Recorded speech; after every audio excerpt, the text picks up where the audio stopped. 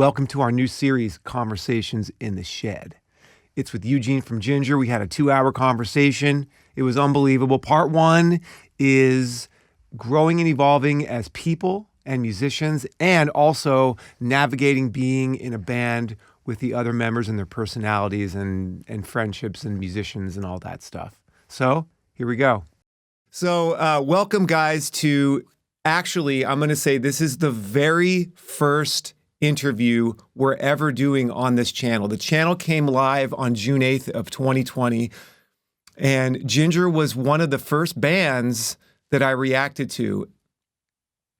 I instantly was attracted to them and their music. You know why? Because when I listen to music as a fan, that's what hits me first. Am I moved by this? And I was. And I actually said in one of the interviews, in one of the reactions, that I wanted to interview the band. And somehow one of the videos got to Eugene, and he said, hey, let's do it.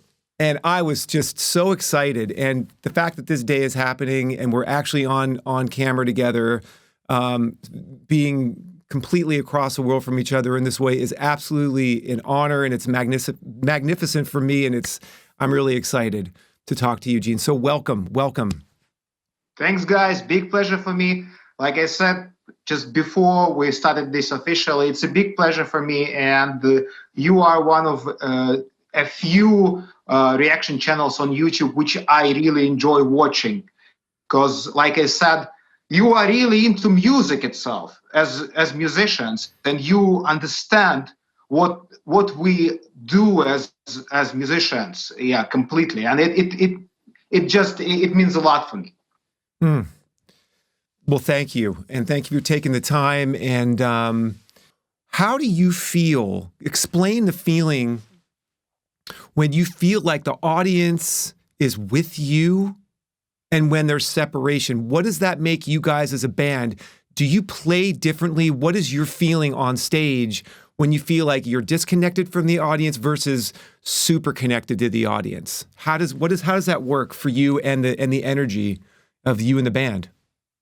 You know, fortunately for us, I cannot think of a single show over the last 3-4 years when we didn't really have the connection with the audience. The connection was there all the time over these years.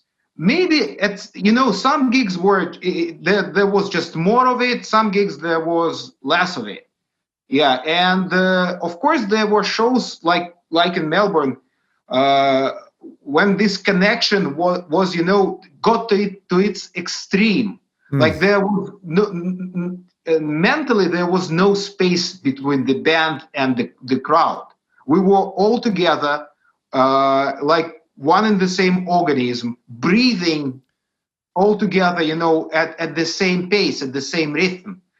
Yeah, and of course it makes everything special. It just makes you play double better, 3 times better, I don't know, 5 times better. It just makes you feel, there is a very interesting thing, and we all share this in the band. There are shows when just time gets slower. Very often, not very often, sometimes, because this is something unique. It doesn't happen every night on tour. But sometimes it gets so slow that you start feeling like there is something wrong. Like, how can it be so slow? I just want to play it faster. But we have a click in the in-ears, in the monitor. And obviously it cannot lie. It's just the click, and you follow the click and you stay at the same pace. But the whole feeling, and usually when this happens, it's just an incredible show. I don't know, maybe it's a matter of adrenaline. I think it's a matter of adrenaline.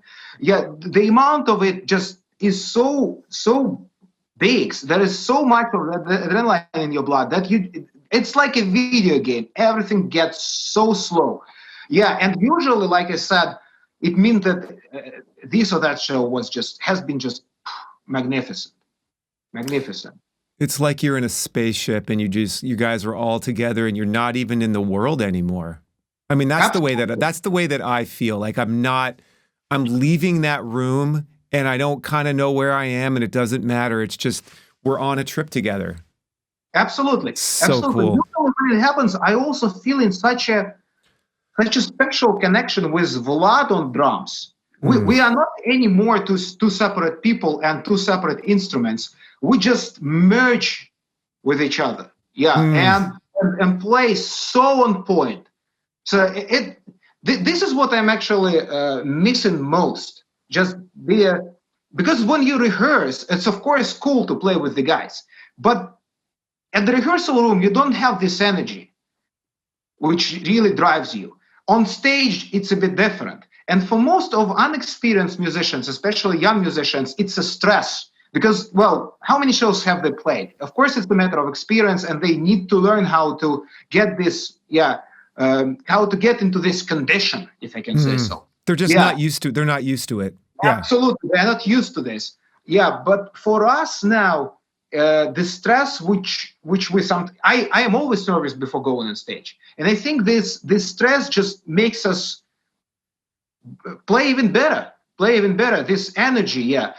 This is what I'm missing maybe most now, being not able to go on tour. Absolutely. Absolutely. It's a tough time. It's a tough time for everybody in connecting with each other on every level. But us as musicians, I'm the same, for me, I'm not doing any gigs. I miss playing with my band and I feel it too. We're not able to do socially and with us being together as a band is everything, especially in front of people. Yeah, yeah. Um, It's a sad thing. It's a sad story, actually. But we just need to go through this. It's a matter of patience, just a bit more patience. bit more, yeah, we all have to be flexible and patient right now. Yeah. And it sounds like you guys as a band are doing as much as you can right now to keep busy, and you're filming videos for some older songs, right? And putting Yeah. out this live album. And like, you guys were in Europe recently doing some shows, right? That was kind of an In interesting thing to September. do during COVID. Yeah. Yeah, in September we had the 6 social distancing shows. Mm. In Germany, 4 of them were in Germany, 2 of them were in Switzerland. And yeah, I am absolutely happy we did it because, I said this in a couple of interviews before. In 10 years, when all this shit will be kind of forgotten, we will be one of those few bands who would be able to stand up and say, we actually played shows during the pandemics safely under the regulations, Right. but we had balls to do this, and it You means a did. lot. Yeah, You got it to means a take lot. those risks and go with that intuition and the balls, the courage to do it and just give it a shot. And obviously it was successful on many levels. That's It awesome. was paid off, first of all, by the smiles of fans who were sitting in the first rows, because I saw how much they missed this. Mm. Nobody else came and played. Only us, and the connection. By the way, talking about the connection between the crowd and the band during those shows, it was something extraordinary because, first of all, people were hungry. Mm. People were hungry, Yeah. and the whole situation. Imagine these people sitting on the tables, being so hungry, and only experiencing this live music the way they could. All of that just made those nights absolutely special, Mm. absolutely special. But getting back to the point of us being busy, on one hand, you can of course give us a credit for constantly doing something, yeah. But on the other hand, from my perspective, there is nothing special in this because we literally don't have anything else to do. It's You it's like got to keep, right. You home got to and keep, family.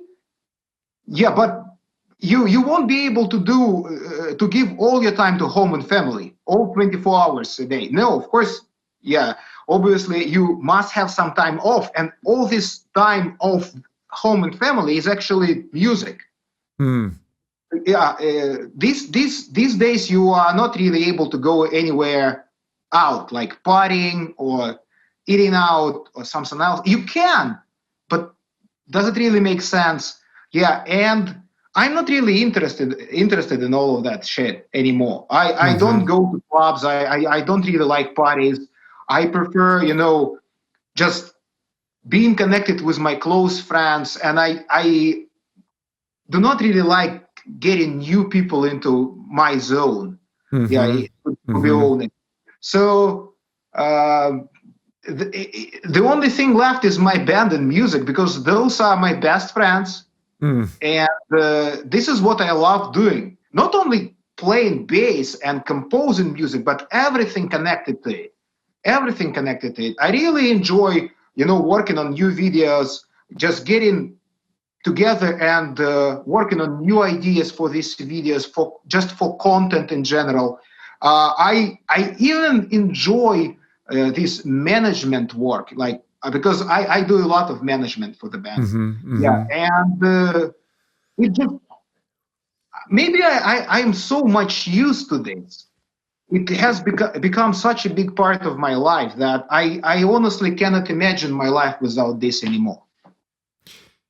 It is such a blessing to love work, to love our work, to love our work like we do. I mean, and I often feel that too. I totally connect with that. There's nothing about my work that I don't like. I mean, once in a while, I feel kind of there's some mundane things that I need to do, but still, whatever practicing, whatever mixing, whatever producing, whatever teaching, it's all part of this incredible gift that we've It is. got. It's such a gift.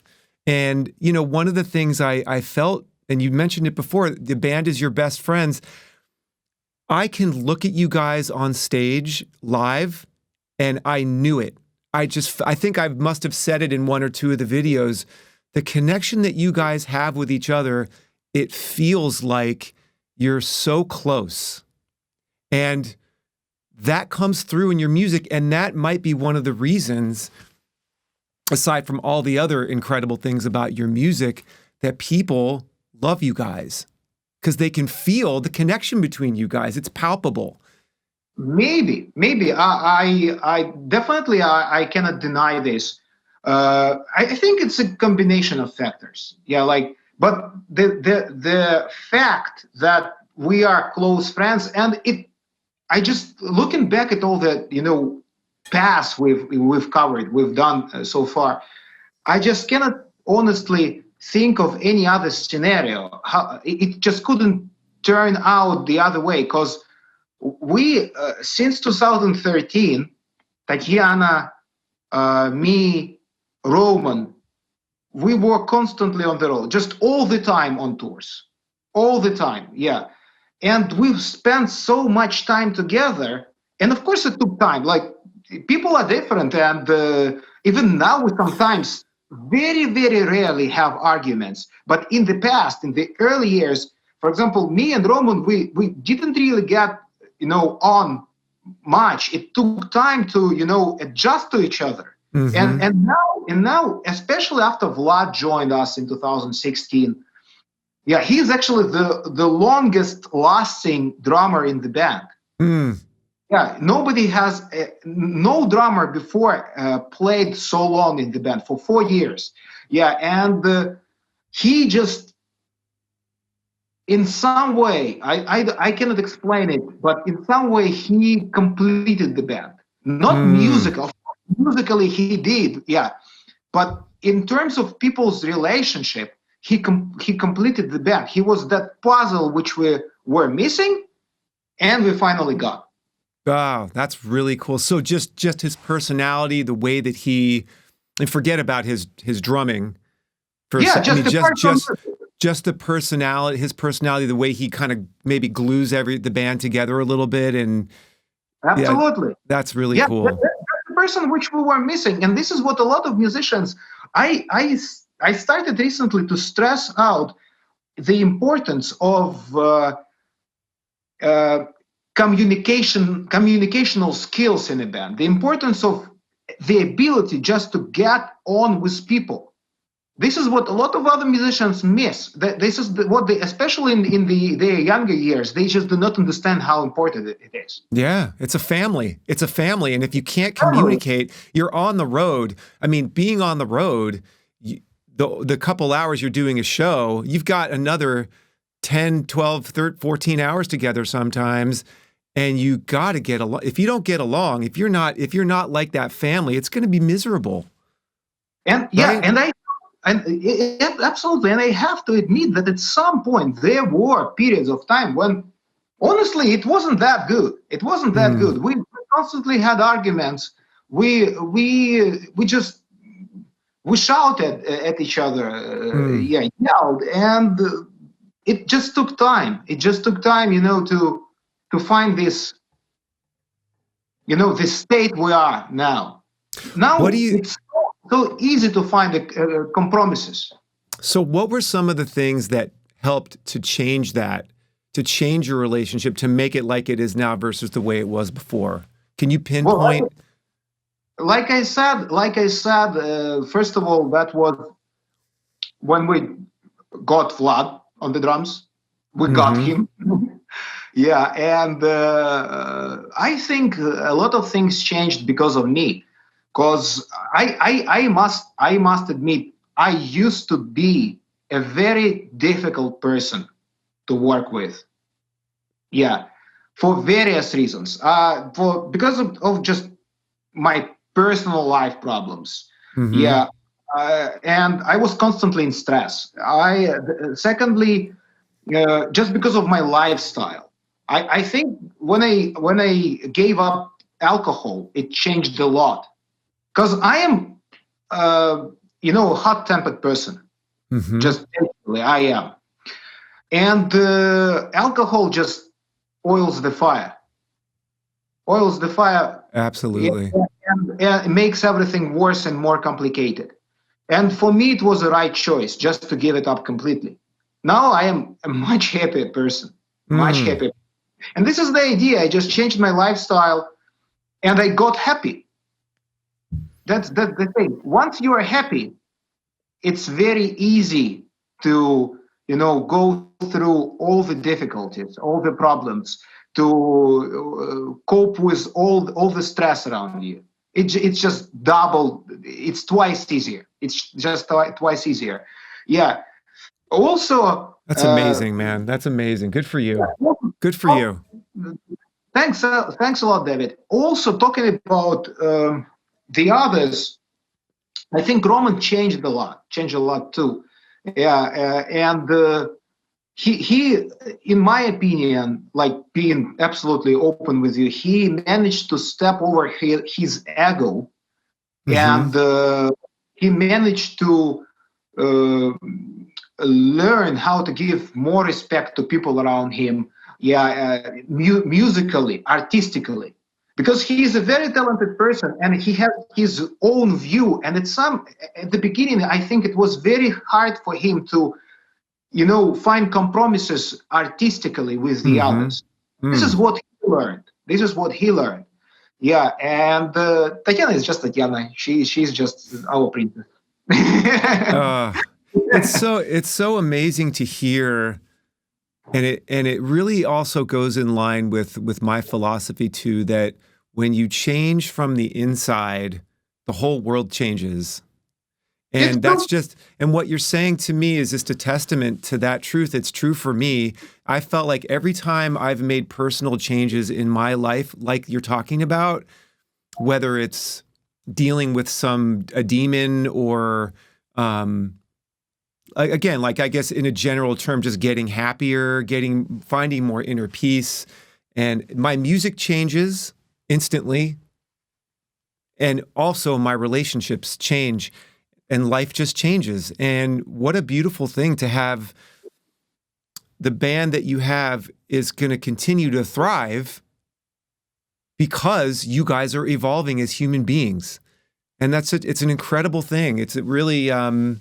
It's inspiring to hear that, because there's a lot of bands that fold for the other reasons, because they won't change. Their egos stay big, and they're not willing to give up their I'm right, you're wrong kind of philosophy. You can't get along with people like that. And it seems like as a band in Jinjer, you guys are all working together, not only musically, but personally. And that's really cool.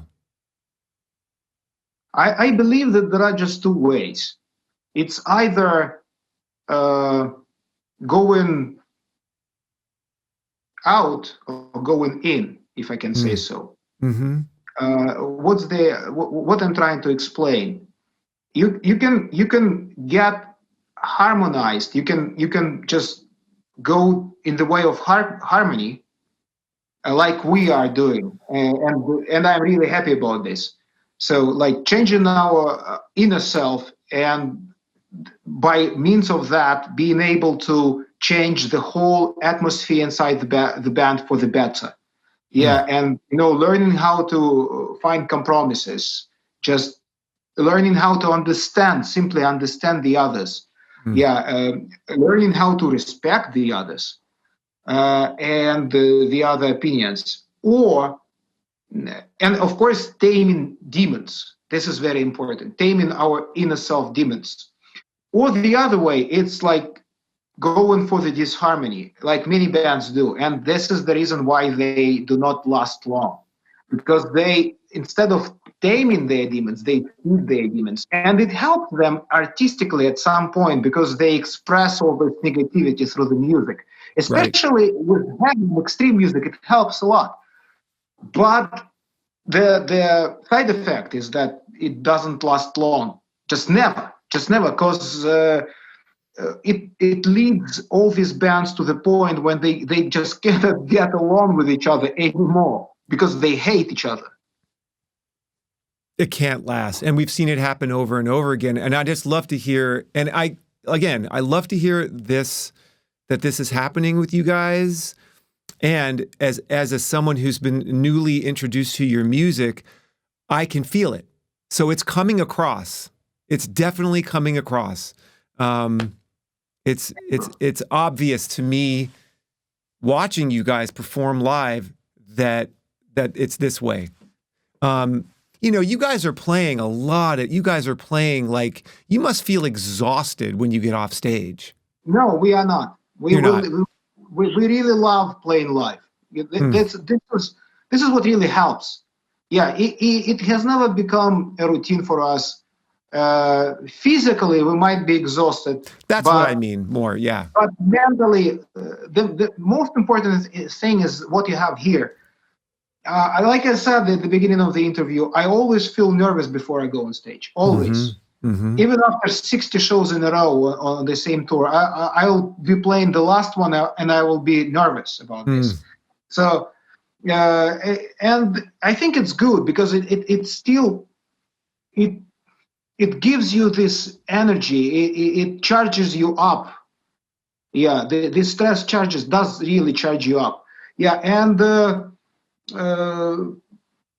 even though we might be physically absolutely exhausted, we anyway go on stage with pleasure and play. Doesn't that show the fact that you do get nervous before you go on stage? That says to me that you really, really care. You really care about the music. You care about all the aspects of the music, and you want to share that with the audience and give them an incredible experience. That's to me, that's what that means to me, Thanks, David. Yeah. But I cannot think of the other way it can be. I cannot think.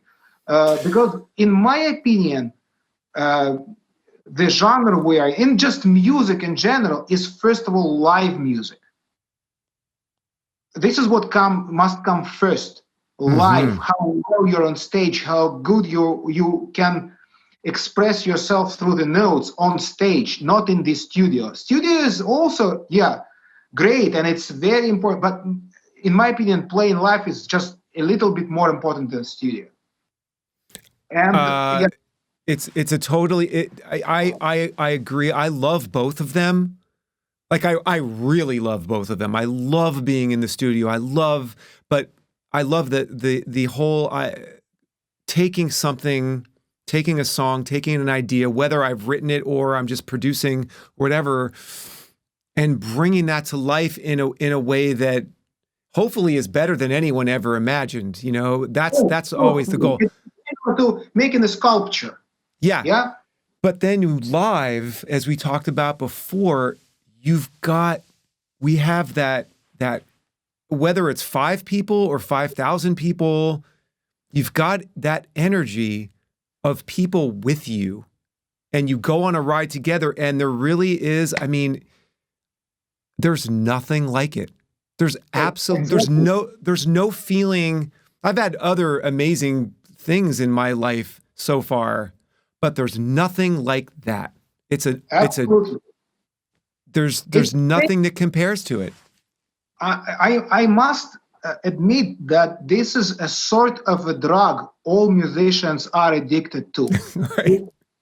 It cannot be replaced by anything else. Nothing. It's only there. It's only on stage. Yeah. Yeah. Absolutely. And I feel, again, so blessed to have experienced this in my life. Like, I can't imagine my life without it. And it sounds like you too. And it's a really, really special thing. And like I said before, it's wonderful for me to watch and hear a band. Like, I feel so lucky that Howie put your music in front of me, because right away, when I got over the first hearing Tatiana do the clean voice and the other voice, what's the right word to call that? The other voice. Growl. The growl, the clean voice and the growl. Once I got over that, and honestly now I'm used to it, and it's just for me like another instrument that I'm listening to. Once I got over that initial reaction to that, all the intention and all the concept and all of the that you've talked about, I feel it in your music. It's there. It's totally there.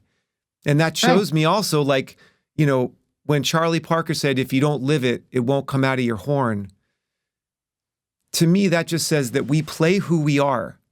Our instrument, instrument becomes, and it took you 10 years, it takes some people, whatever, it takes us, however long that it takes us. But once you start to feel like that instrument that you're playing is just another voice for what's going on inside, and then you feel it with the band, that's even another level. And then you feel it with the audience. I mean, you know, it's an incredibly beautiful experience to be involved in. And again, I really feel that with you guys. I've really, really enjoyed getting to know you. Today was incredibly special, man. I couldn't think really of a better way to start this interview series than with you. Really, I mean, how open and honest, and how excited you were to come share yourself with us today, man. I can't tell you how much it means to me, really. It's absolutely mutual. It's 100% mutual. It's great. It's always great to talk to, somebody who shares same views on life. Yeah, like we do. We are both musicians and we both live this. Mm-hmm. Yeah, and it's for me personally, it's just awesome to talk to clever people, to intelligent people, and that I must say thank you, because it's been really a very, very good conversation, and a conversation which actually will probably drive me to some conclusions in my life. Yeah, just on the artistic way. Yeah, because a lot of things you said today just proved I was doing right. Well, if I could help you out in any way, that makes me feel great. David, let me ask you a question. Yes. Did you really? I mean, was Jinjer one of the first metal bands you really get in? Yeah, like. So, I mean, extreme metal bands with growling and going to its real extreme. So it's not music that I've really been into. And it's not because of a lack of. I just feel like my musical life is so about I coach kids bands. I put middle school bands and high school bands together and I coach them. So I see 2 bands a day. Before I see the bands, I'm teaching piano lessons. Before that, I'm in the studio and I'm working, I'm writing, I'm producing, I'm mixing or whatever. My day is so filled with music that it's been a long time since I've really actually set out to listen to new music. And that's what this reaction series has done for me. Howie is the guy who's choosing it all. He puts it in front of me. And it's been an incredible blessing, really, because I'm starting to open up to music that I haven't checked out. And your genre is one of them. So I'm starting to, I think I've always appreciated the musicianship that comes with your genre of music. Whether I listen to it or have gotten into it or not, I've always recognized that there's a certain amount of excellence that must be achieved if you're going to play this music, period. But now I'm actually becoming a fan, and I can thank you guys for that. One of the reasons I have gotten into your music so much is because it reminds me of music that I'm already into, because you call it progressive metal. And I think that part of that, I'll try to, my understanding of that is that you are putting, like you said before, the different genres, every genre that you're into and interested in, you're putting it in the gumbo, in the soup, in the mix. And that's what progressive rock did. Yeah. So there is so check out that song "Heart of the Sunrise" by Yes, and tell me if that, like, for some reason it reminded me of that. Like, you guys have this intense, extreme. You'll start out a song like that, and all of a sudden it'll go to this beautiful melodic section that's just the release. You have a lot of tension and you have a release, and that's like, it gives that music that dynamic journey. Yeah. And I relate to that, and I'm into that.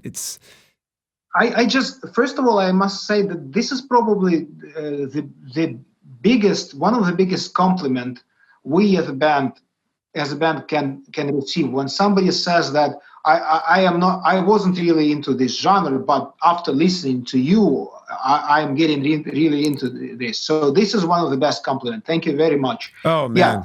But talking about actually a lot of people who are really into progressive rock, they really enjoy Jinjer, and they say that there is definitely something similar.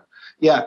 But I must say, there is this saying that everything new is just well forgotten old. Yeah, like something like this. Yeah.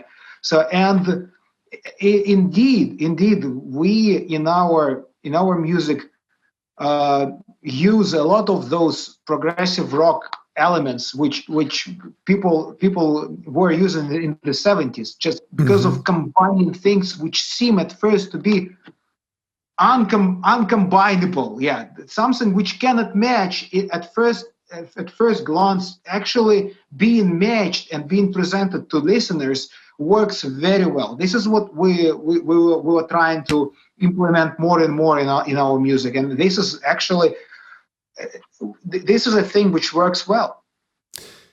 And you're doing it, and you're doing it with incredible skill and creativity, and I think that's a really, really good point. Things that don't seem like they should go together do. I'll never forget when I heard Keith Emerson for the first time. It blew my head off. I was in 6th grade. A mentor of mine at summer camp said, on the way home, go buy Brain Salad Surgery and listen to it. And I bought the record, and I opened it up, and it smelled like a record smells, and I put it on the turntable, and I laid down on my couch, and I put headphones on, and my mind was blown wide open, because what I heard in that music was rock and roll, ragtime, classical music, McCoy Tyner, honky tonk, like everything. And it opened me up to the possibility of exactly what you just said, that there really aren't rules of what you can put in your music. The only limitation you have is your own mindset. And creativity, yeah, and or open-mindedness, if I can say so. Yeah, Yeah. it's true. It is true, and it has always been like that. So the world hasn't changed much since the 70s. It's all the same. Yes. Yeah. Wow. What a great way to end the interview, Eugene. Good luck to you. And thank you once again for your time and your passion and your ideas and your thoughts. Thank you for sharing them with us, man. I'll never forget this. Thank you. Absolutely the same. I will never forget this interview. It's been a wonderful conversation. Thank you. I hope you guys enjoyed that as much as we did. Don't forget to like, subscribe, hit the bell icon for notifications about more conversations in the shed, and please leave comments. Have a musical day.